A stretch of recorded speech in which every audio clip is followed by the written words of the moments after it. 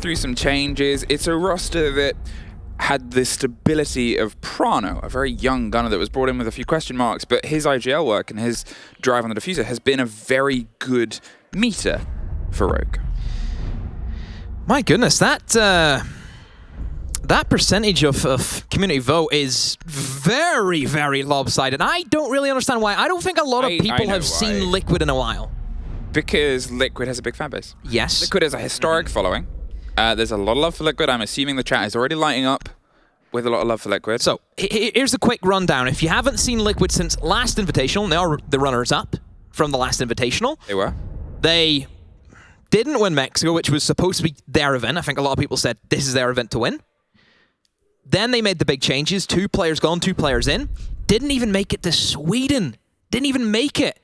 They had the chance to play against NIP, to go to Sweden, and it was a very bad performance from Liquid on that day. And then NIP went on to Sweden. We've seen what they did in Sweden, and now we're back here again. I think a lot of people still need to see more of this roster. I know I do, and I'm not completely sold on them at the moment. I think this will be a good game to get a first taste of it, though, because you've got to look at what these 2 rosters bring when they're at their best. And, okay, if you're from the LATAM side and you're from the EU side, you have your own perspectives, but here is the sort of basic rundown.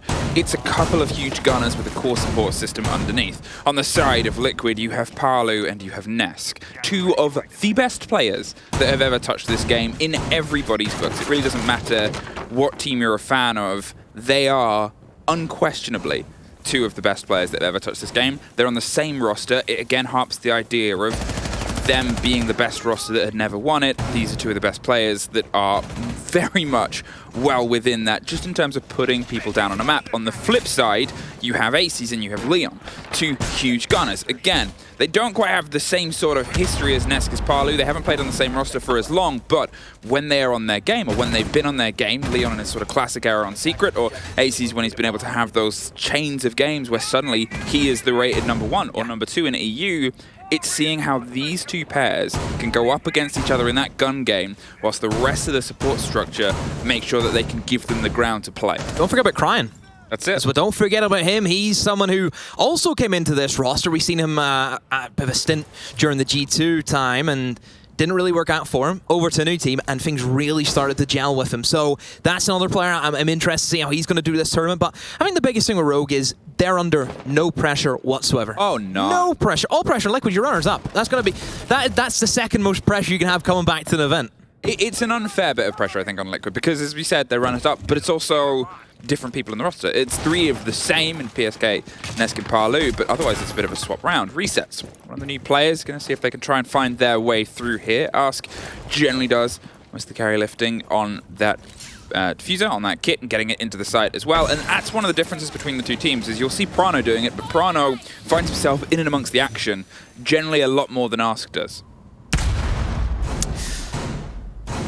Looking now in towards the opening of our first defense. We'll be down in towards that basement, and, well, fairly standard for Liquid. You've sweeped throughout the kind of big tower, now in towards the meeting. They've got the hatch open for them, which is obviously going to be a good start. That gives them their main vocal point. This is where they're going to try and orientate a lot of their attacks around. They'll probably now start to rotate towards blue. As the Ask with the diffuser, he's going to be rotating towards that side of the map. So, yeah, everything kind of run of the mill. The only thing Liquid haven't done is they haven't actually went for the hunt onto the players inside a kitchen. I see that Leon's still crouch walking around. You've got Cryan upstairs as well, so there is still a bit of a presence that Rogue can apply. The real question is, are Liquid going to respect that, or will they just try and soft hold? Will they just try and sit back and just wait for the Rogue players to come sniffing? Well, as we start to hear, a bit of the pressure popped in. They've been able to get the elbow control, and with the mute jammer there, they're not going to get much. Oh, they are. The Thatcher is going to be able to buy them just a sec. Not even the Thatcher, even. It's the way the mute jammer's been changed. Oh, yeah, you don't have that big globe now. My angle on that. It doesn't I extend. thought that was at the bottom of the wall, but it was at the top. It was at the top. I misread that from the verticalities. My mistake, but the mistake here is otherwise going to be made as the approach comes through. They're concerned about the top of E-Box. They're concerned about somebody dropping around underneath them, of course. Because this is the control that they handed over. Leon will find a kill, and this is where you worry for Liquid, because that roam game, it starts to affect them. Aces swings on the E-Box, also find another kill. And now Liquid, the soft clear hasn't really worked for them. There's Cryan, another roam kill happens for them. This idea of Liquid where they just let the roamers do whatever they want, they don't care. Well, actually, it looks as if that you maybe should have respected the roamers because it's cost you the round. Well, resets now. The only one sort of left on the pillar, trying to play some modicum of control here. Can't get the connection either way. Gets one down the corridor, but it's the freeze of the misconnection the first round. Goes into the favor of Rogue. It was a little bit of a standard start there for Rogue. Rogue did nothing special. Exactly. That was just, yeah, you won a round. I can't really pinpoint what was the moment, what's seen them over the round. It just, roamers did their job. Like, that's it. It's, I suppose it's less impressive because that's what the roamers are supposed to do. That's their job, isn't it? Yeah. I'm getting into Roy King territory. But that's it. That's their job. That's what you expect from them. It's no crazy play. You just, yeah, they're upstairs. We'll try and kill them. You've killed them. Oh, okay. Well, good. Good job. Well done. That's it. Congrats. It's more the pressure is on Liquid. Why do they try and just soft hold it? Well, isn't it much easier for Liquid where we know they have this frag of power? You know, you've hyped up Nesk and Paulie and what they can do. Look, why are you not utilizing them? They're terrifying. Nobody wants to play against them too. Oregon itself, as a map, hasn't really been a huge play for Rogue. For a map that does have a lot of success in EU, generally, yeah, it hasn't been a huge thing. But I think that's the thing about it, is if you look at a bad map for a team, but it's one that they sort of play frequently, usually in a region, if it's a strong map for a region, they'll still have a decent game because they've got to have a decent game on it. They've got to have a decent Oregon to be able to step it up. Every team at SI will have a bit of a map pool, a little bit of a deeper map pool than within a standard league play as well, but nobody's shy on Oregon. And I think that's the thing here, as you said, we need that extra from Liquid to push this over the point and sort of define this as, yeah, it's a good map for you and statistically worse for them, but prove it. Mm-hmm. Straight up to the top floor now is where we head for Rogue. In terms of defense changes, see Maestro come in, which is always a great operator. Even though Valkyrie is open, still rocking the Maestro is a little bit surprising, but I suppose maybe they think they can get some more uses out of the Maestro, maybe try and zap off some gadgets, just anything at all. You know, I've seen the odd time a Maestro camera being tucked into that kind of closet wall and just zap off their banner pellets as they start being opened up. Not going to be the play, though, from Rogue. Instead, the impact trick actually comes in from Prano. They're going to see if they can try and maybe apply some pressure to the side a little bit sooner than they did before. Obviously, for all the work that they had structurally onto the basement push, there wasn't the bodies to match it up. The fact that they were still cautiously checking up towards the E-box hatch, they need some more solidity. They need to know that they've been able to put some pressure onto Rogue's players itself. So that starts with a bit of a drone game. That starts with trying to hunt them out, and that's why they've been able to pick up the Lion alongside the rest of the pressure. Leon on one side, Ace is just sort of camping around underneath, is able to easily take care of those Hibana pellets, and you assume at some point PSK might be able to put some pressure, but look at Cryan. Deep roam. Somebody should be down here, kicking around, making sure the Aces just can't do that. You know, I think one guy in Garage would be the perfect position. It stops anyone rotating below. Obviously, then it kind of covers off the jungle area, and then anyone who maybe wants to try and go for a C4, which you know is a possibility. That shuts it all down, but as we've seen from the first round, Liquid, again, are happy enough to give that control over to Rogue. They're not really worried about the roamers, but if anything like the last round happens, who's to say that the roamers won't go hunting? Nesk sat inside there for the past minute around dining area. It's waiting for Leon to do something, but you can't just sit and wait. You need to put some pressure. So here, it might start to come through. The mix of the smoke stops the intent approach. They haven't been able to get their hands, and look, they're back in classroom underneath by the looks of it. That is Rogue retaking the previous spots in space. There it is. Aces is free to re-enter the place he was before. Prana goes down on the pressure onto the side itself. Another EE1D, and it's suddenly been a big fight here across the top. They've been able to take control of Attic, and, well, there's Palu doing a bit of business there across the crossfire. Leon! There goes Leon. A C4 drop from underneath, takes care of the diffuser. Leon is all that's left, a 3 versus 1, 20 seconds. Should be an easy recollect the first fight. Walked right into it. Nesk had the lockdown. He may have stayed stoic for most of the round, but he locks it off with a win. My goodness, Liquid. Again, I don't know if I feel too confident with how they played that. Again, showed too much respect to the roamers. Downstairs, Ace has been able to impact trick off the banner pellets. They couldn't get in the main breach. That's an issue already. And Ask had to go for a very reckless play, Fluke, and that is walking into the bomb site. Admittedly, the fact that Rogue has allowed Ask just to walk in is already a surprise. So yeah, Liquid, honestly, very lucky that Rogue didn't shut that down, because realistically, Rogue, they should be shutting that down. They should. It was that sort of play where we complemented a lot of what Rogue were doing, and Rogue had so much space and confidence.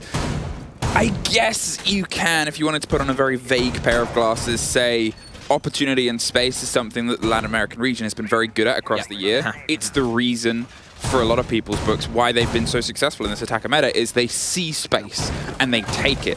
And that was, they saw space and they took it from the two new players, obviously Resets and Ask, being able to drive their way across from Trophy straight round the corner. Doubling up, refragging each other if needed, It was really, really well played, but I want to see a little bit more snappiness about it. I want to see a little bit more confidence about it, because up until that point, they were still quite lost. You still had Nesk sat waiting on the far side of dining. You still had a player curious about what was going on underneath in Classroom. It wasn't well put together. I think for Rogue, I wouldn't say they're too aggressive. I still think they're showing good respect to Liquid. You know, yes, there's roamers below, but it's not as if the roamers are challenging, sticking their heads out of every window or rapidly running up staircases. They're still respecting Liquid because they know the kind of playstyle Liquid have. Yeah. Gunners galore, definitely. So to see Rogue then maybe switch up, maybe they might be thinking, you know what, they're actually respecting us too much. Why don't we just try and really go for their own game? And maybe go for that aggro playstyle. Maybe go for the jumpers. Like we mentioned, Rogue have absolutely nothing to lose. They can do whatever they want this tournament. That's it. So, 2 bodies on this window and a C4 in the hand of one, but they're probably able to shoot it out if it goes for a bit of a swing. There's the flash, there's the catch, there's the throw. No blow. It was caught out pretty easily, and Cryan is able to keep surviving. There is still obviously some utility and a bit of a shield and a cover on a swing. There's an attempt at the side of an Iana, but she's able to survive unscraped. They also have obviously the extended player just inside the small box, but it's waiting for the first flood to come through against either of them. Leon has Cryan, but Leon has no one else apart from that really, and at that point, you're just sort of in that position to die. Rogue are doing a great job. Wasting a lot of time, utility. You know, laser gates are being, or I suppose Tim's in this, laser gates. Acceptable? Is that okay? It's way better than mine. Tim's gonna, as soon as I walk off, he's gonna get a fist right through my face. But they're doing well. They're making sure that utility still being actively recovered, and really Liquid stand still more than anything. You know, they're stalling a little bit here. They're looking at maybe changing up their ideologies. They're going towards Big Tower, looking towards maybe Green Window. I don't know if this is the greatest right now from Liquid, and where on earth is Aces off to? Okay. 2 punishments that come through very quick. Cryan, the connecting player, and they've been able to flood their way into sight. Palu takes the drive, and again, this synonymous play into space. They see it, they take it, the diffuser's going down. Rogue, how did it start so well? You suddenly just throw everything to the window and the wall. It is entirely taken away from you. Leon, you're trying to creep your way back. You're revealed anyway by the missteps. You've just got to see if you can play and fight your way out of it. There's a single player on the connection, and as soon as you go a little bit too wide, that happens. They had the cover there from Ask. The verticality's removed from them as well. It's all down to Prano in a 5 versus 1. He's going to see if he can get 1 out of it. With the E1D though, he's not going to get much further than 1. Liquid push themselves ahead. Lights are on, but there's nobody home. For now, it's the first game. And I'm going to keep sort of having that just for a few rounds because that was handed to Liquid. Liquid did not start off well. Couldn't even clear a small tower hold. Small tower hold if you're going for that setup. If you're a defender and there was 2 of them, 1 on the stairs, 1 in the office, your whole objective is to waste time, waste utility, maybe get a kill, and inevitably die. Exactly. Whoever plays there, you have to sign a will, and you just have to accept that you will die in this position. That is great knowing you. It's inevitable. Liquid couldn't even do that. Liquid didn't even get close. Nobody, I think it was, Leon and Cryan upstairs, weren't even phased at all. Liquid then, they rotate with about, minute 20 to go towards a green take into kitchen. You're literally forcing everything into a single doorway. And the main thing about that was they were about to pull off and go elsewhere. Palu had started to rotate to a different They didn't know. They didn't know what they wanted to do. They didn't know what they wanted to do. And then, you know, sometimes those siege stars align. Aces charges out of a door, looks the other way, and Palu's handed a freebie. That suddenly gives them a clear sight down the back of kitchen and straight into the corridor. Oh, we can do this now. If that hadn't have happened, if that one sort of difference hadn't have come together, if Aces hadn't have thrown himself out that door, That would have been another 15 seconds wasted. They might have had a fight elsewhere, but that still is a fight, not a slaughter and a free entrance with a red carpet. Yeah, well, we're going to keep talking about this for, I would say, the entire 2 weeks, Fluke, but it's this meta where if you see a space, you have to take it. Yeah. And Liquid are doing that extremely well. In 2 rounds in a row now, they see a space and they've made it bigger. Okay, Rogue, can you try and replicate what you're able to do pretty cleanly? And I think that's the thing that we had about this. The comments that we had on the first site hold was, it wasn't exceptional, but it was good. It was what you sort of needed to do. They weren't pressured by Liquid. And I think because of that, Liquid couldn't quite get the connection when it came to it. Arguably, these are the problems where Liquid aren't really building their own pressure. It's more Rogue are just sort of making mistakes, and Liquid's preparation is able to punish them. Yeah, Liquid, again, like I mentioned, just haven't looked good so far. Nothing that's really said, oh, wow, that is... Ooh, that's good. I think everything is just down to, oh, Rogue's made a mistake, and Liquid have executed onto that. Exactly. But that's always going to be consistent, because as deeper Liquid, hopefully, I'm sure, get into the competition, they'll start coming against your damn ones, your FaZe. You know, those are the teams that they'll not give you anything. They'll not give you a single thing. Then what do Liquid do? Liquid then, they have to create a mistake, don't they? They have to make their enemies trip up, rather than almost waiting for Rogue to kind of trip on the imaginary banana peel. Slight difference in terms of the approach for now, but still with the E1Ds that head over the top as PSK tries to get a little bit of... What a classic operator for Liquid. I know, famously so. And here, well, they're trying to see if they can pull themselves towards that coveted crown they've never been able to get as of this situation, and it's the start on this approach. Early reinforcement, an elbow from Prano right away. As soon as those castle barricades get opened up, he's like, you know what? I don't really have the utility inside of elbow, no shield, no real ADSs being stacked up. Let's just reinforce off, slap the mute jammer, and let them figure it out. Polu will open up, Cryan goes down. All of Rogue are on the bomb site this time. This is different. Rogue are just swinging into these angles. There's 3 players stacked up outside of blue right now, Fluke, and they're just falling to it. In comes the horde of Liquid, straight in towards E-Box. Still 45 seconds to go as well, so plenty of time for them to figure out what they want to do. And all pressure's on Rogue. I think that's it. For all the sort of things we said about Liquid not being able to just open their own aggressive lead-ins, they are so good at punishing them when they're seeing opportunities. And that's entirely that movement, is they're able to get that kill and then look at all of Liquid go. If they can find the confidence to push themselves here, this could be a much quicker game. They're going to see if they can build that, though, with 1 more, and 2 C4s dropped over the throw there, and Ness gets 1 of his own. It's just down to Rips, Court, and Freezer. They know exactly where he is. It's a flawless and a 3rd in a row for Liquid. Now, I know what we mentioned about, okay, it's all about looking for mistakes and looking for spaces and then exposing them. That is very much Liquid, vintage Liquid, isn't it? It's these flawless rounds where everything is taken methodically and so in depth, and they just have these onslaughts of kill after kill and nobody can respond, because I think the biggest thing with Liquid is they never put their players in positions where they're going to get caught out easily. They're always in strong, you know, head glitch positions where you know it's going to be difficult for somebody to swing you and maybe get the kill. They're always set up in the correct fashion for, and that's where we see, I think Liquid, I can't name how many flawless rounds I've seen from Liquid over my time. I feel as though it's been the team that I've seen the most flawless rounds from. I think that's it. I think, obviously, we're always going to shine a light on mistakes because they're quite prevalent. We're going to shine a light on the successes as well. And, you know, Liquid, when they have that energy to push onto a side, it's great. But it's finding the spark. They seem to be missing it right now, and I think Rogue, they're obviously giving them too many of these. They are sort of handing them firelighters, putting down a trail and a fuse and saying, this way to our bomb site. It's not good, and this is their time to talk it out. This is their time to sort of bring the pace back down, because I know at the beginning you said they're giving a fair bit of, you know, they know it's Liquid, they know it's dangerous, you have to approach the Tiger in the correct way, but don't start offering it things. Don't start giving it these little freebies and snacks to see if it can do anything. If it is being lackadaisical, let it sleep. What a great analogy. You've compared Liquid and EU teams on their defenses can be a little bit flat, a little bit stoic. They'll play Echo and they'll hope that they can sort of trick enough time and play into the plants like that. They have some sharp moments. They have some sharp teams. But on their attacks is generally where they've been able to put some better distance in my opinion.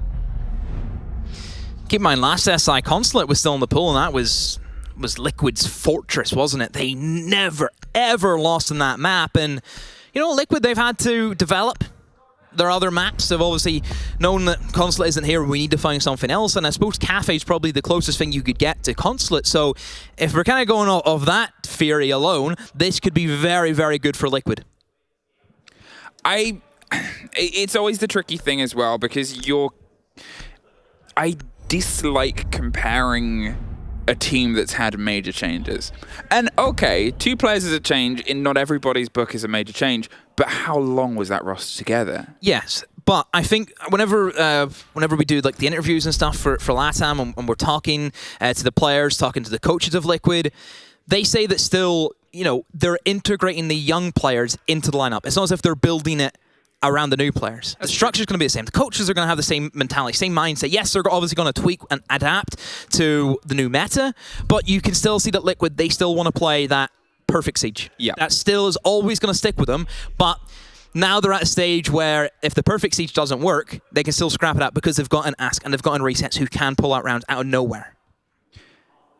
I say we're probably going to see a little plays with the Echo when he's the first 6th pick onto the board. The change out for the Smoke is probably the most unexpected. But is it, though, on this bomb site? You think about this bomb site. It is very rare that you'll actually see the plant go down. It's true. It's also very rare that you connect a Smoke with a particular thing. It's a big old site. Yeah, exactly. And as soon as they get through Cigar Door, as soon as they've been able to get some pressure onto the balcony itself, what are you smoking out? And how deep is that going to be able to go? And if you're overextending to try and throw that, where the heck are you going to do it from without being shot? It's so limited. It is. But it's not uncommon to see. And I think, okay, if I say it's not the biggest sort of bait play, you look, I guess, at the extension with the Goya. It sort of plays that role. You'll probably see one at 90. You see one in the middle of the freezer. There it is. It gives you the ability to sort of play like a stacked tier defense. You hope they go for 90. And Pixel even, and then you pull back and you'll maybe put a bit of fight in the bathroom, but then you'll head over to the second one. It's like an onion. Or an ogre, depending on if you watch movies. Yeah, well, I do. So you'd know it as an ogre. And the thing about Kafe, it's all about utility burn. I think this is honestly one of the worst maps that you can play as an entry, because you don't really get to entry. Because it is all about, you have to drop this hatch, you have to play into piano, you have to play into cigar shop. The entries, we've kind of touched on it before, the entries are really good because not only do they have really good guns, they have a boatload of utility. All that utility needs to get used on this top floor. Like you mentioned, you have those layers, you have to just peel it back bit by bit. And most of the time for like the entries, if you're looking at Nesk, if you're looking at Palu, they're going to be sat there cooking nades, gone sixes, whatever it is. They're not actually out there hunting for the kills. And it's almost the flexes and the supports who are kind of covering. As that utility gets dumped, people might go for a swing. That's who gets the kills. So it's really turned into much more of a sit and wait, and the defender just swing into you. But obviously defenders, quite rightly so, a lot of utility can be brought by attackers. Those nades start cooking into places such as Pixel, and you can't get out of there. You're a dead person. All you can do is swing.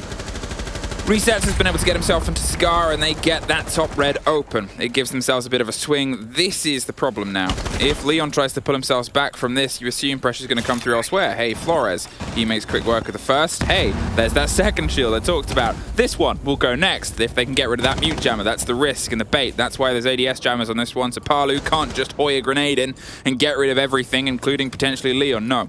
A bit more construction work has to be done, and it can't be done as cleanly as just dropping down, unless Leon makes a mistake and slips up. There's the pull. He wanted to play against that, but Leon actually moves away. He has an ADS as well, so it is strange to see him maneuver. Obviously, Wamai being banned out by Rogue, it's going to put them at a bit more of a disadvantage. Maybe that's not why maybe that's why Leon wants to maybe fall back, because he doesn't have entire security, and winds up a flurry of flashbangs come in plus a nade, then he's just dead. So I think he's playing it safe as he can be. Still dies in the end though, so I don't know really how much that really matters, but still he's done a good job. He's wasted a lot of time, wasted a lot of utility, and now Liquid, they have 40 seconds to start executing onto the bomb site. Neska's picked up the second from that opening there, a player being able to just, well, I guess, freely step up to the mantle. Aces bites back. Two of them on Lumber, with Cryin holding down on the stairs itself, but he can't quite get the connection with the upside down rappel, so has to pull further back. And now he's nowhere near the site itself. There's two bodies watching it. Asker's the diffuser going down on the site. He is being forced further and further back into a more uncomfortable situation. There's a ping on at least one, but it's a hot ping, so it is not a ping that is rewarded with a kill. Asker actually picks up, goes for a plant somewhere else, but we're not going to see it because Nesk just kept going. Clinical from Liquid. It's something that they'll do quite a lot, Fluke, is obviously you're starting off with that piano in towards red, yada, yada, yada, burn for everything, but during around like a minute, they'll start rotating towards the east side over towards the other windows. Because naturally, Fluke, if all the rogue players who are scattered around in towards Freezer, in towards piano, whenever they start to fall back, start retreating, they're all going to be clogged up in that back bar area, in towards the white stairs. So if you have a couple of attackers sitting there, open arms, ready for those defenders, you can't be gifted free kills, and that's exactly what happened. Just that extra bit of pressure, Rogue then are getting hit in two fronts, and you can't defend against that. No, you cannot. Okay, a bit of a false start there. They tried to play around with an idea, but... False start, do we reset the match? Reset the match, reset the mentality, and reset the operators. Reset resets. It's a bit of a change. We've now pulled, obviously, away from the Goyo hold. We've entirely removed the chance of the Echo drone as well, and instead back to the smoke. Also to the castle, which I don't know how much that's going to affect Liquid, because Polu on Sledge, that's a duo. You know, we talk about duos in the scene.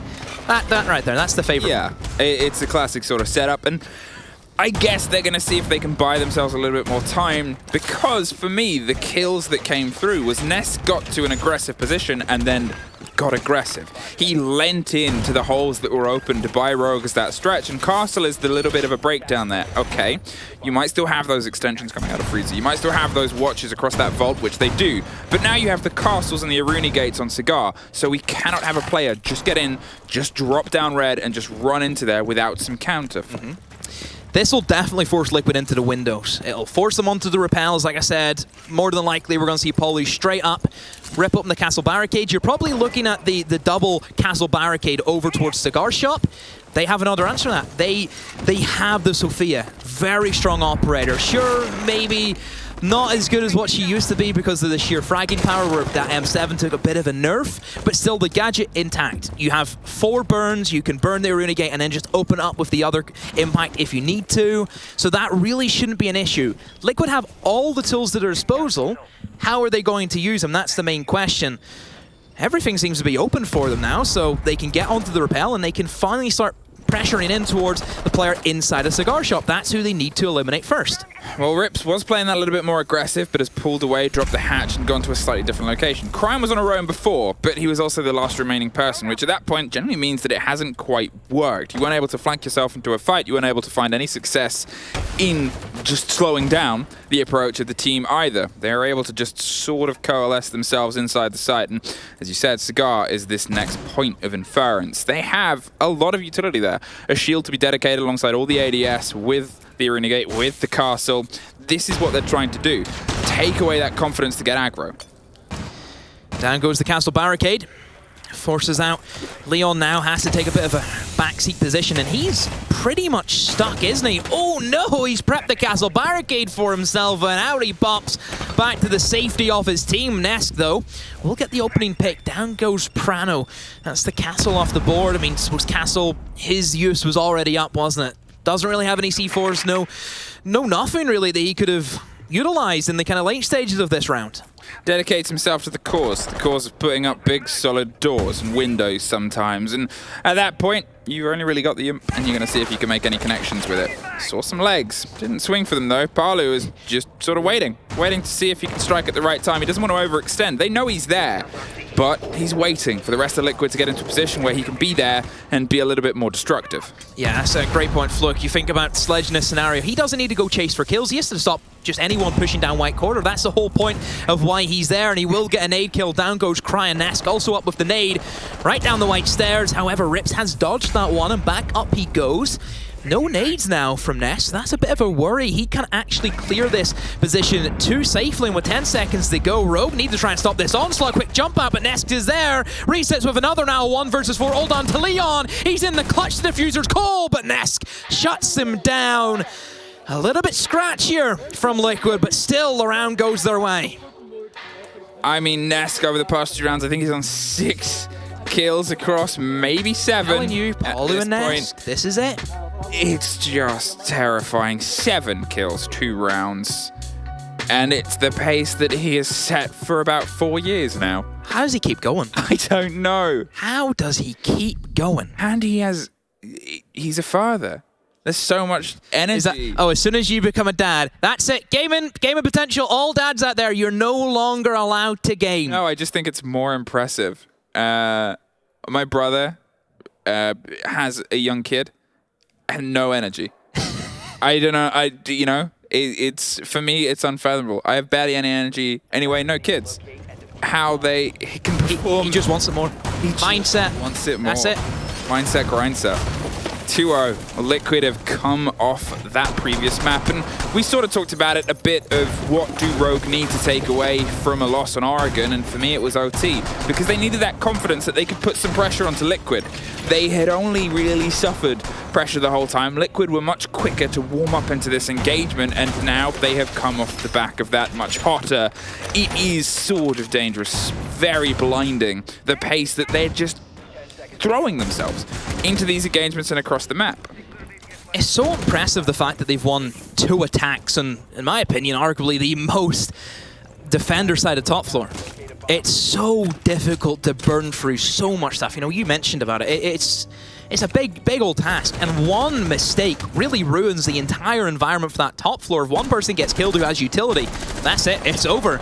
But Liquid, 2 in a row, very impressive. Rogue, changing things up, in towards the mid floor they go, albeit doesn't really change how defense play.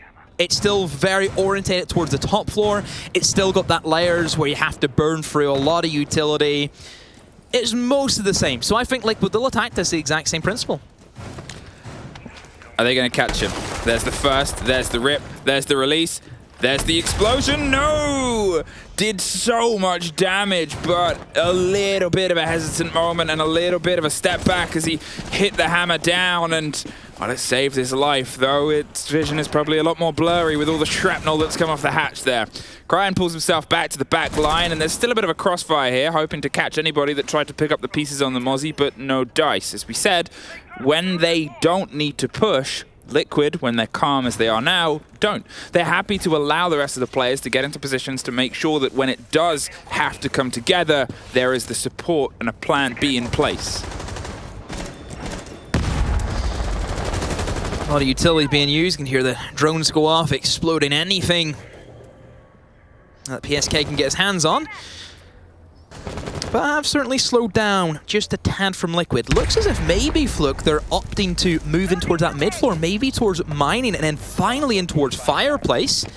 Or maybe Nesk just wants to get some kills and wants to be in the thick of it, which certainly can work. Many a times we've seen somebody just walk into the bomb site and just pick up kill after kill. It happens, so I hope Rogue is ready for that, and it certainly looks as if the fireplace is going to be the option for them. They've opened up a wall now, and that gives them the entrance in. It really comes down to see how Ask wants to enter, because he has the diffuser. He's the one who wants to try and get that plant down.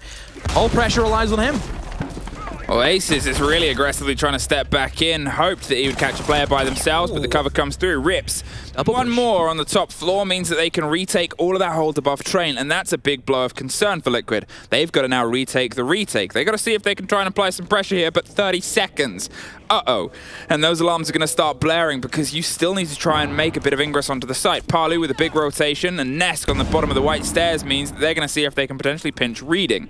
Or they might just try and get gifted by a kill, but caught on camera, you're going to have to try and pull yourself elsewhere. There's 2 kills. Oh, Nesk. Nesk catches them on the rotation, hoping to see if somebody was repelling. 15 seconds. They're going to see if they can still try and connect those dots, and Prana with a C4 might be the one to try and pull them apart. Just slips past. But without that diffuser inside the site itself, the connection can't quite come through. The C4 over the top, and it's dropped down onto the backside and rips. He's able to make the connection.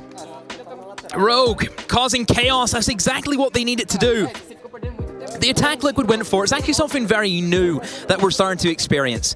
Teams rotating away from the more standard, let's blitz in towards the top floor, try and plan in towards reading, utilize the verticality. Now we're seeing teams adapt a kind of soft clear. Similar to what we've seen on Oregon from Liquid, where, you know, remember the downstairs where they would only take a minimal amount of stuff and then maybe just try and hold a flank? Exact same principle. It all revolves around trying to plant in towards Fireplace. You take Piano, you take Top Red. That gives you your breach. That's where you want to try and enter in from. Then you look towards Mining, and then you look towards Fireplace. That's where you want to try and plant. Naturally, if you're inside a Fireplace, every defender's thinking, oh, I could go to the hatch and kill them. Because obviously the hatch inside a Piano looks down in towards Train. But then Liquid leave one person upstairs to make sure that doesn't happen. Rogue understood that very, very well. 3 people went upstairs to find that one single player.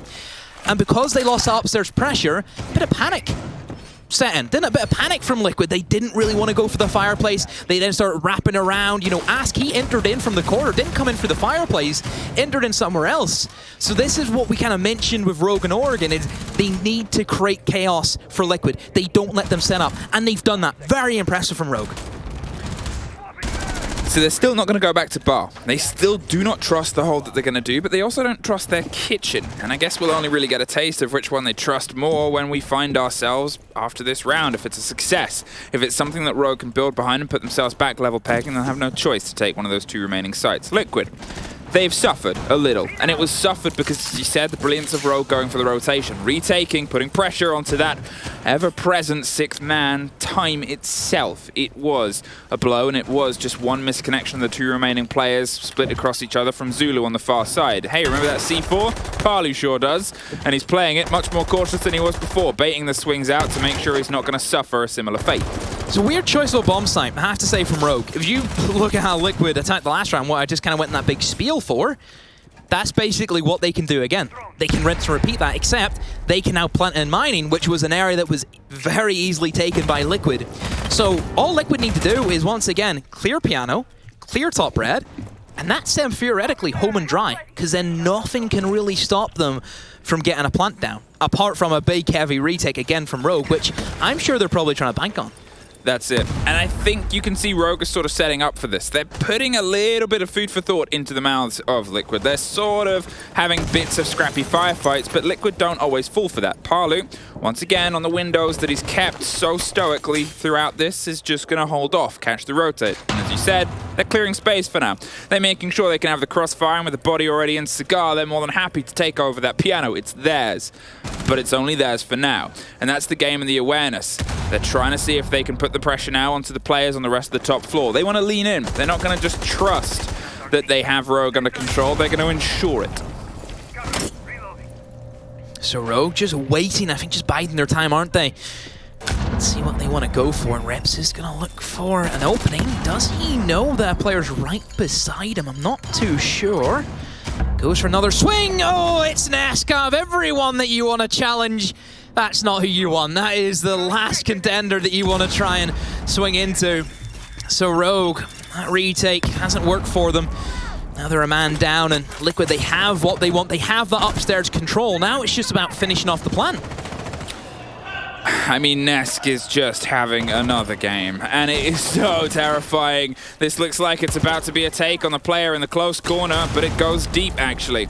Buys them a little bit more of a chance, drops the castle on the far side, and now it gives them a more of a swing.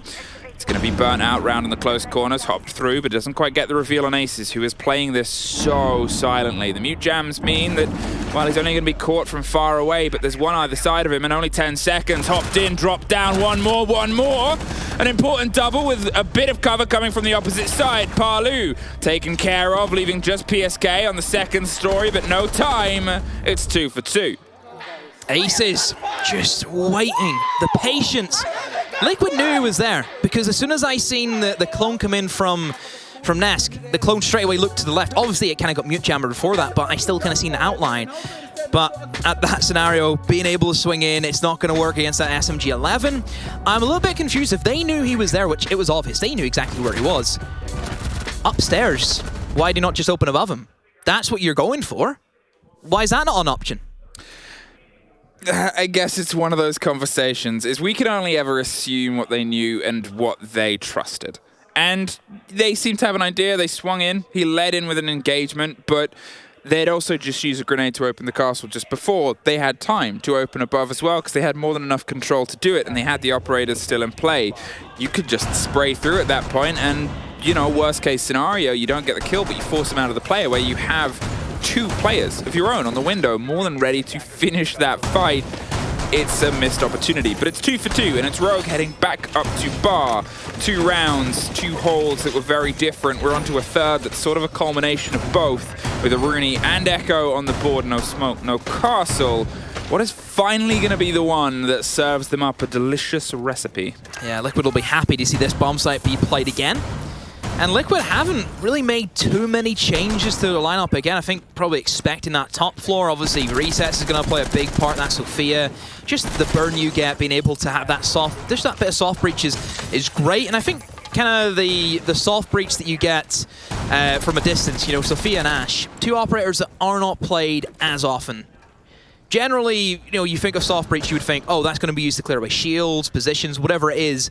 But still, if you open up a soft wall, create your safe angle, I think obviously castle barricades are going to be a big thing.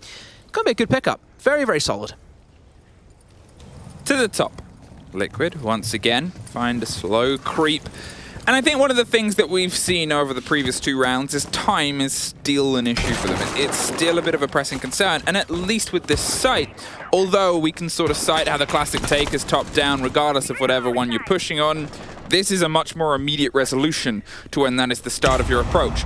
This is one where, to be fair, you can look down the stairs from above. You don't have to go on a massively deep clear, which, you know, that brings that element of time back into their favor, back in to the guns that they have equipped and ready to try and put the pressure on. Cryan is in this flank position. It's tried twice, neither time has really had a big effect.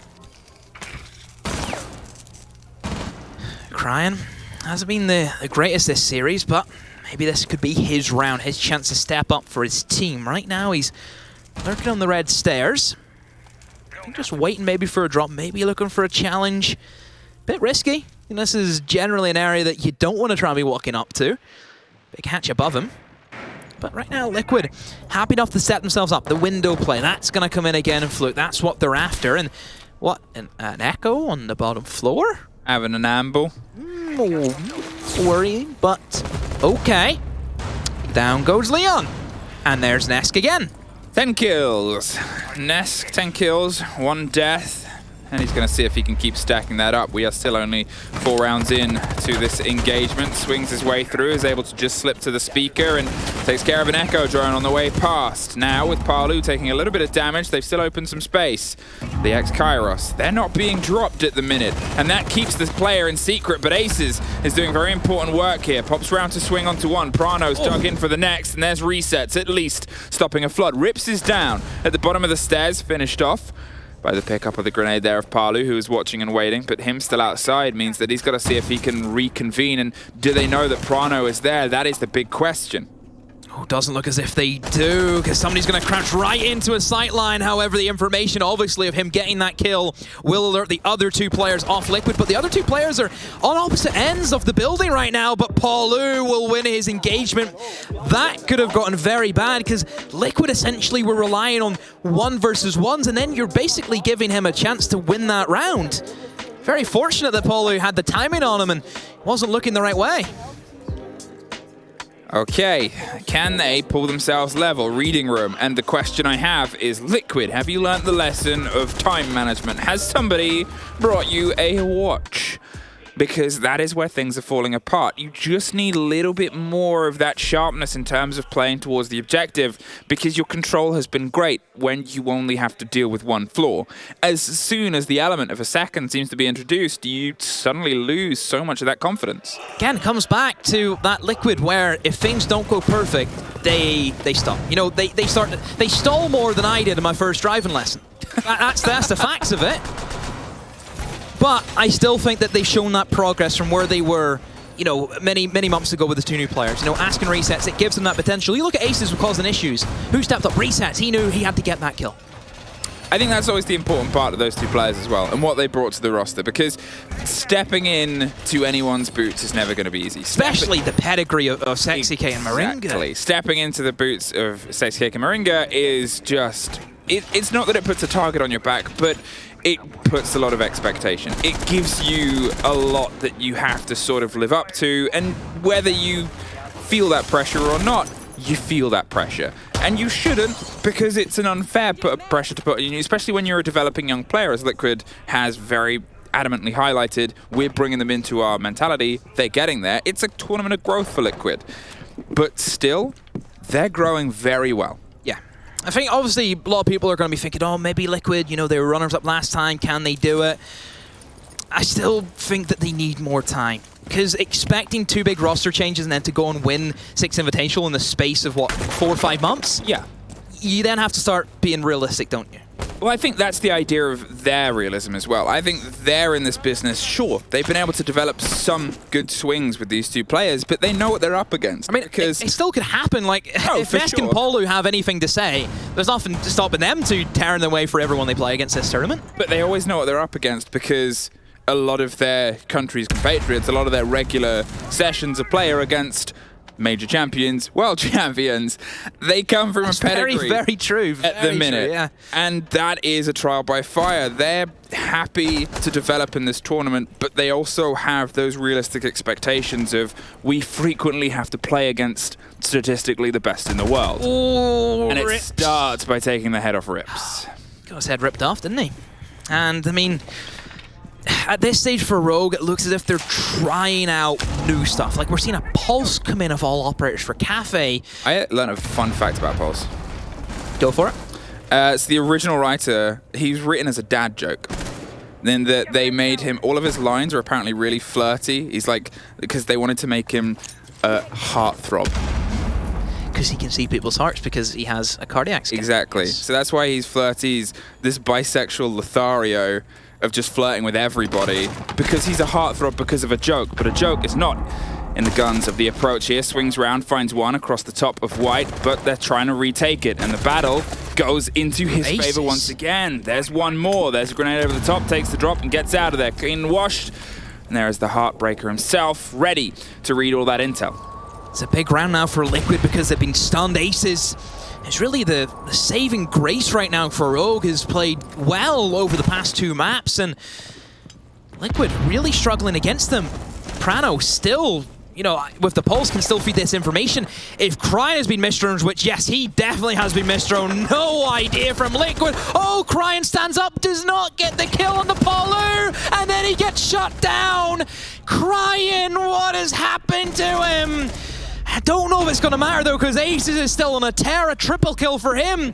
10 seconds to go, and Liquid backs up against the wall. Ash tries to slip his way in, but he gets asked to walk back out on Polu. He survived that first engagement against Cryan, but will not win it this time. Oh, that was close, and another worrying sign for Rogue there. 3 for 3, all of them on the same site for Liquid, all their successes on the same site, and arguably 3 of their losses all down to time. It really was, even though that last one, they did get dropped by the end of it, you're thinking of when things started to actually come together. 15 seconds, 20 seconds left on the clock. They couldn't quite work it out. Now they have the benefit of that is on their favor. They have the chance to try and work alongside that to see if they can get a full stretch and have that confidence that they don't have to set the pace of the objective play.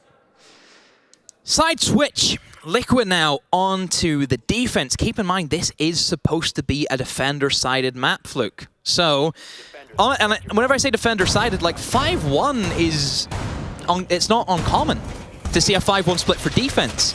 And the fact that Liquid got free attacks is going to help them so much. So all pressure on Rogue. Liquid, they have the easier half, and Rogue, they have to step up. This is who will be grilling if things do not go well for them. This is it. This is their half. This is their chance to try and develop the game here. And as I said, sometimes EU on Kafe has a little bit of a defensive habit where things get a little bit too defensive on the lock-in. But I do quite like their attacks. I think they have a lot of sharp teams, and that's something that if I'm going to talk about how Liquid set their expectations based on the teams that they play with, it's exactly the same for any team. And that is one of those things that you always have to take into consideration. Even if a team isn't statistically always great on a map or always sort of slipping on a map, you are prepping on it, as I was sort of highlighting on Oregon here. Rogue, they can be a great attacking team, but it's down to the connections and the lessons that they've learned, and it's now sort of the time to wave that flag and say, this is how we can set it. Gridlock comes in, I'm sure probably being the replacement to Liquid's Nomad ban, which is a bit of a classic one as well. Liquid, they are not afraid of banning Nomads. They want to get out and about. I think obviously it's going to favor some of their roamers. Any long rotates they want to go for. And, you know, they did some of those in Oregon, so you could definitely understand that they want to try and abuse that even more. And on a map where you have a lot of windows and a lot of jump outs, yeah, it makes a lot more sense to go for that Nomad ban. So Rogue just having that security, being able to cover off their flanks if needed to. And also you get the smokes, which is a good added bonus. They're looking to see if they can get some solidity over the balconies at this point. They have a flood of drones making their way over the piano and seeing if they can at least pull some of the tunes out of the players of Liquid. But there's no immediacy. The soft wall there gives them a free rotate here, which for EU isn't the most common thing to be handed, but it is down to the tests put before you. What is your prep? Palu's causing a bit of a ruckus in a bakery and is going to sort of give them some of that idea of they're playing there on their own, but to be fair, you always expected it. Bit of a dump there from the Sophia, probably sketching out if there is any ADSs lurking for the long bar, so that's going to help them a lot if you're the gridlock where you have those smokes. You know straight away, okay, I can throw my smokes down through Skylight for absolutely free. There's nothing's going to stop me, so that's good information right off the rip for Rogue, and Cryan's got himself into a good position to open up an actual entranceway into the bomb site. Liam with the opening pick. This is starting to formulate a nice-looking attack from Rogue. Palu creeping his way up brown stairs could be a big problem here, though. If he goes unchecked, he's going to be able to pick up a lot of damage. They obviously have the gridlocks. The soft on the door means he can't get a clear rotate up the stairs itself anyway, but to be fair, causing noise is sometimes detrimental. Pulls their attention away, gives them a little bit more to think about. A deep dive right all the way across, but it's Arse that gets the opener. They cannot quite get the full lock-in, so it's the hot hop on the new window. There it is. Prano's going for the stick right in the mix of the site. They can't quite get the angle that they want, and under the cover of the darkness, well, all is illuminated when that new 45 pops onto the top of the board. Palu, he's going to have to try and rotate his way back up as resets. He's concerned about a Skylight that, well, he shouldn't be concerned about because the kills can come from anyway. There's Palu trying to get a connection and a bit of revenge for the remaining players, but otherwise with only a sliver of HP and not much more time than that, he's going to see if he can pull off a rotate. There's a man lying down in the bathroom, and it's Rips to lock it out. Solid from Rogue. I love the fact that they used the Sophia to check for any ADSs.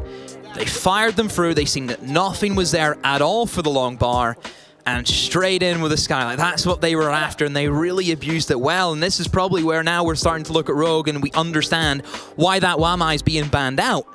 If you think about the Sophia, you really don't know what you're going up against, because you could dump in all those Sophia charges and all of a sudden 2 Wamai discs get tossed out by the Wamai in the back pocket. So yeah, strong ban from Rogue, and they're starting to play with that ban up. Bar and cocktail. Well, if you're going to double down on a site, we're going to do the same. But the difference here, the little asterisks I'm going to throw onto the board, is that when Liquid were doing this, they were winning. When they were having to adapt their defense on the previous map, it sort of came in a lost-win schedule. And I guess we'll see if those lessons learned are ones that can keep playing. Or, on the flip side of that, if that's something that Rogue is also familiar with. We got away with it once, but last time we tried to do the same adaptation, they locked us off. So let's see if we can grow into a slightly different approach. Do you see if you can try and find something else to put into the lock and open it up, or are you going to hope that the same key is one that hasn't quite been broken and cracked by Liquid here? Similar extensions, similar play. I guess my curiosities might be on Palu. Is he going to try and cause a little bit more of a ruckus earlier on, or is he going to see if he can, I guess, be a slightly different position? I would like to see Liquid maybe try and abuse the C4s, because it's something that I think has kind of been forgotten about for the top floor attack. Is there's a lot of vertical destruction for that long bar. Anywhere that a team would realistically want to plant, you can C4 it from below. So it's always going to be a good pickup. And I think as time's gotten on, I think a lot more players have kind of adapted to, you know, bulletproofs have kind of come in. Obviously, shields are going to be there. And there isn't much room to really fit in C4 operators. You know, you look at the 5 that Liquid have brought, only Mute can be there. You understand why the other 4 have been brought. Obviously, Smoke's always going to be a go-to. Jaeger, because no Wamai. PSK and the Aruni, that's kind of like the substitute, isn't it? As a Wamai, it's a bit of a soft. I know it's not the same as Wamai, but still, it burns something. That's literally what Wamai does. And then you have the Malusi to stop anyone just crouch walking in, because like I said, it's a big bomb site, isn't it?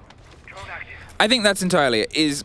You always have to take the of this site into consideration. There's not too many sites across the entirety of the game that just has that big space. It's almost the entire floor. I would say at least, what, 70% of the floor is the bomb site. Exactly.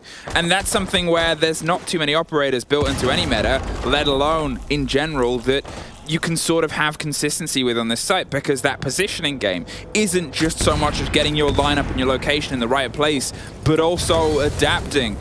And there's a big adaptation. Big blows open up with Rips at least battling back, but suddenly it all floods away from them. Leon swings in, but not for very long. Liquid said they learn lessons. Oh boy, they learn them quick. Good adaptation from Liquid. Entirely ready for everything that happened. The Skylight drop comes in, was shut down immediately. I don't even think the Skylight player touched the ground. That's how ready Liquid were. So yeah, great adaptation. Now that levels things up, 4 rounds apiece. That means Liquid, though, they have to go somewhere else. They cannot go to the top floor, and they look as if they're going to be headed to the mid floor. Not the reading, though, into the mining. We've seen Rogue here once, and they won at that bomb site, so maybe this is the new meta. Generally, this is seen as the 4th pick, isn't it? I think it's the weird thing about Fireplace is the way that we've seen Kafe change. Once upon a time, it was bar, then it was kitchen, and then it was sort of whatever you could make. Remember old Kafe with the free bomb site choice, and kitchen bomb site was... Classic. Jump in a window and plant in a matter of 2 seconds, and you can't stop it. The good thing about Kafe is it had a great rework. I think out of the reworks that have come through, it's definitely up there. And it has also changed face with the meta. As the meta changed, and as we moved away from that shield meta, that 20-second meta that everybody had opinions on, this, for me, was the map that defined it. Because you look at Pixel, you look at that gosh dang shield that is a Goyo, and you remember how many minutes we spent staring at it. It does feel as though it is the map, though, stuck in time. Because it hasn't really changed from that 20-second meta at all, Fluke. If you really think about how the bomb sites play out, it is still very slow, and you don't really get the plant down. That happened in the 20-second meta. Very rare you'd get a plant down. Yep. I still think that Kafe, it's still that same playstyle, but I think it's because this is like the only one where it has that. You can prep for that a lot easier, can't you? Because you know, okay, this is this map. I know what mindset I need to be in to play this one. 30 seconds gone, and still some steady approach here. Leon's getting an idea of what the site is. There's a man inside a train dug in on the far side, but to be fair, you long arm that dining room. It's nothing that you can sit in with any comfort or security, because there's so many ways. And big old window. Oh yeah, it's just nothing comfortable about it. So you want to set up around it. You want to make sure that it turns into a little bit of space where at least you've got some of your eyes and ideas across it. There's a fight that's going to happen on towards Pillar and the Christmas doorway, but otherwise Palu is just actually pulling away there. He has himself a rotate onto the locked-in double wall, and he takes the first fight, but Aces has been so good for Rogue today. He has been. He's been the person who's just grabbed the bull by the horns and dragged it right into the ground. It's really stopped, I feel, Liquid running away with a big scoreline, isn't it? He's really been able to stop them. And Liquid momentum, we know what damage they can do. So Aces to be able to battle back and keep them contained, yeah, he's done wonderful today. And we'll see if he can keep it up. So Rogue, they have this man advantage. They're starting now to look to clear out other positions. I think they have a bit of a suspicion where you would expect regulars to play. One guy inside a train. They know that Radiant's going to be an area that Liquid are after. So I think that's probably what they're after next. That's where they want to go. And that's it. And you can see them stacked up there on that door with the Christmas tree, but the only decoration in a second might be the blood of a player that goes for the swing. They're still set up and ready to see if they can take the fight there. Nesk, and he's actually going to rotate and root himself back and forth between the holes that Palu made previously, but didn't quite have the same success on. PSK's above, gives him some solidity and safety, but as soon as one of those two players goes out, it's going to have to change the way that they're facing up against this fight. Crying's the next to go down, though, but look at this. They've flooded themselves on towards the bomb chassis. They're going to see if they can push the fight on the train. They know there's a player in there, and there's the fight that goes through against them. Resets, hits the ground, but in the meantime, there's work being done on Ask on the far side. They're not going to get the pickup, but they've done enough to drop the players in the site itself now. A final connection, but Ask, we wanted him to step into this fight, and there he is. Blow after blow, 5-4. Big round from Ask, comes in. Liquid holding firm. Even after losing that opening engagement, and able to really rally and figure out what Rogue were up to. Yeah, well done to Liquid, and just that little twinkle where they see that opportunity and they take it. I think that's the thing there as well, is Rogue had an idea, and they suddenly started to implement it, but they got a bit blinkered onto the kill inside train. They weren't decisive enough with their idea because they kind of got tunnel vision. Yes. Whereas Liquid, they knew what Rogue were going for. Straight in, they know exactly how to set up. Everyone had their plan. Everyone knew what route they needed to go to, and you have that collapse. Kitchen service. And Liquid have once again been able to take the lead, something they haven't had in a couple of rounds, but Rogue have been able to tie a couple together too, and this is the site that we haven't actually seen today so far. So... yeah, for good reason. Kitchen is... ooh, it's a tough bomb site to defend. The fact that you're dealing with a bomb site that is vertically challenged, yeah, like some members of the talent lineup, Dez, primarily, is what we're going after. Primarily Dez. Yep. But there's a handful. Yes. Just Dez. I just want to go for Dez. Okay. I mean, unless you call Ollie vertically challenged, but then... no, I don't think... because he's just tall. Yeah. And then so is Dev Martin, so is Jacob. Says a lot of heights in this year. I mean, there's also Anne and Jess are very short. Not on broadcast, because they stand on the box. Oh, they do. I've ruined the magic. Oh, no. Well, no, actually, it's sofas. That's why they're sat down. Oh, yeah, that's true. So they can see. But back to the point. Vertical action is horrific for the defense, because you can't sit anywhere that's safe. No. And that's very, very difficult for a lot of defenders, and I think attackers, you automatically look at this and you think, yep, we can abuse from above. There's a hatch as well that drops you right into the heart of the bomb site. That's going to be very good use of the attack. And that kind of has led to defenders have to defend VIP and restaurant a lot more. Like, you look at the actual bomb site, there's like maybe 1 or 2 players scattered around. Everyone else are towards the site we're seeing right now, over towards restaurant, over towards VIP. And Rogue are ready for the challenge. They're actually going to try and go for the clear out. Talking of, there's a bit of clarity. Cooked by a grenade, bounced onto PSK. That gives them a little bit more confidence to swing onto this. Why the smoke was in that position to waste time? Why Nest in that position to do that? Refrag, get a bit of balance back into their favor and resets the round itself. Puts them a man advantage and makes sure that they can keep this momentum going.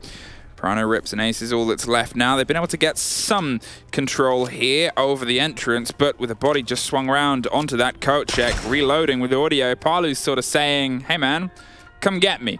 And it's not an easy fight to take when he has the angle. It's up, it's down, it's all over the shop, so instead they're going to pick up drones and see if they can try and relocate where that player in the coat check is. So Rogue, I mean, stunned now.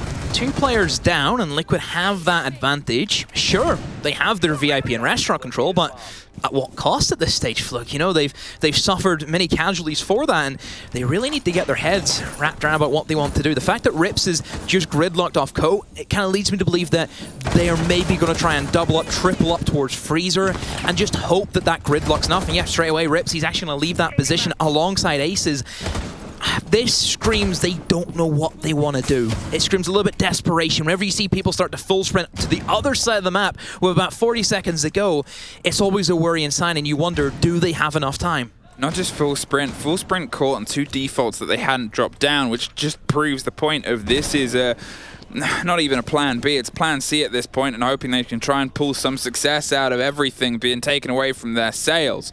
20 seconds, a slow creep up a corridor. You assume there'll be a swing from the small bake on the opposite side at some point. There's only so long you can sit in this position with that huge beam of a corridor down. There it is. And I talk for it. Palu's able to get one more on the split side. It's Ask down, buried, waiting for Prano to open on the main door, but it's Palu with the lock off, and Liquid with another map point. So Rogue, the initial plan of trying to take in VIP and restaurant, yes, they did that, but they lost too many players then to really carry out that effective push, moving in towards Freezer, moving in towards that double door, looking in towards Kitchen. So overall for Rogue, they didn't have that contingencies plan of, okay, if this goes wrong, what do we do? What's the follow-up idea? And they just, yeah, we've seen the full sprint, we've seen the rotates, and it just looked as if, okay, we'll try that. We don't know if it's going to work, and unfortunately, it didn't work for them. Take time out and a moment to have a bit of a conversation, because well, this game hasn't gone the way of Rogue. There's no two ways about it. And obviously, they're still only 2 rounds away from pulling an OT, and then, well, they're only 2 rounds away from running the map. But at this point, with the energy that's being put across, it seems unlikely. Throw your minds back. At the very beginning of the series, the thing that I highlighted was 2 players on either team. Palu and Nesk on Liquid, and Aces on Leon on the other. You did also add in Cryan on there, but I think, if anything, that just cements the point. What we're seeing is not a balance between those forces of gun skill and aggression. Leon hasn't been able to connect at all today. Cryan hasn't connected at all on this map, had some showing on Oregon, and Aces has been good on both. Look on the other side, you're having those 2 players still pop off. And the other thing I said, that's down to the support structure underneath them. And sure, Prano and Rips are doing everything that they can, but without a little bit more firepower, they're not able to fully put it together. It's why we're having, on Liquid side, the lead-in from resets, the lead-in, obviously, from Ask as well, in the way that PSK can keep playing that game. Entry, in my mind, is the most difficult position to play, because how much of the round relies on you winning that opening engagement? Because that can either tell if your team's going to struggle or your team's going to breeze through the round. That's a lot on the shoulders of the entries. So you have to be able to do that consistently. You have to do that. And yeah, Leon, bad day at the office. Cryan, very bad day at the office for him. This, 0-9. You have to stay set. It's not good enough for if they want to go on and do well inside of their group. In Liquid, well, they're stepping up. You know, Nesk is there, Palu is there. This is what we expect from Liquid, and maybe not what we were expecting from Rogue. That's the thing. Whenever you see 2 teams competing, you always have to match the sparks that you think are going to cause the biggest fights. And for me, it was that gun game. It was, how do you deal with a problem like Nesk and Palu?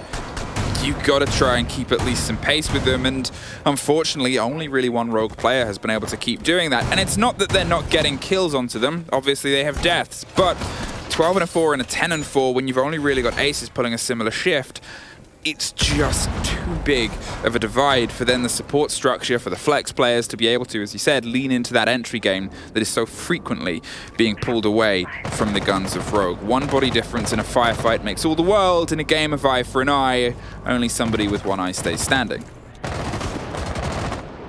Because they're the last one with an eye. Of course. I'm just making sure you got that. I know that I'm not the smartest guy. Oh, I know. That everyone thinks, oh, it's just old demo. There he is. Old demo? They don't think that. That's true. I'm not Baby actually demo. old. So, top floor. Can this be decided? Right here and now for Liquid. 3 points clean would go very well for Liquid this evening, and I'm sure that's something that they want to try and push for, but job's not done yet. Still, only half the job is done. They need to be able to push and get all of those points. Only 1 point secured at the moment. Rogue, similar to how they attacked it last time, straight into piano. Liquid are happy enough to give them that, and again, this gridlock comes in, tries to shut down these flanks, and more than likely, we're going to see similar from Rogue, where they want to try and pressure that skylight. They're just buying a few seconds. Being able to get into the bathroom quite quickly means that they can, I guess, try and offer some cross angles. Maybe hope that somebody slips all the way in. It entirely locked isn't the most common thing. You usually at least have an opening there, and that's why it's a bit of a freebie. But to be fair, that still means that White Corridor is a no man's land. There's too many places to swing on it. You obviously have Lumber, where a player is always going to be. You obviously have the chance of a rotate up White Stairs, which you need some confidence on. The smoke canisters are buying some time, but there's a step up, and there's Palu, who just heads out of a door, takes care of Leon, and finds himself gifted. Once again, that entry statistic that we have once again cited as being so important. So strong for them. And I mean, you figure Rogue always playing kind of in a 4v5, it's going to take a toll eventually, and it's going to be the straw that'll break the camel's back, and that's exactly what's happening for Rogue. 5 versus 3 is where they stand, and they're dealing with Ask on planks with that shotgun. Oh, a quick peek. Cryan goes down, and now at 2 versus 5, it looks as if the final nail is being swiftly dealt into the coffin of Rogue, and Liquid, well, they're the Undertakers. They take Kafe very convincingly, a flawless round to finish things off, and that's a good day at the office for Liquid. All 3 points. A rough opener for Rogue. There's no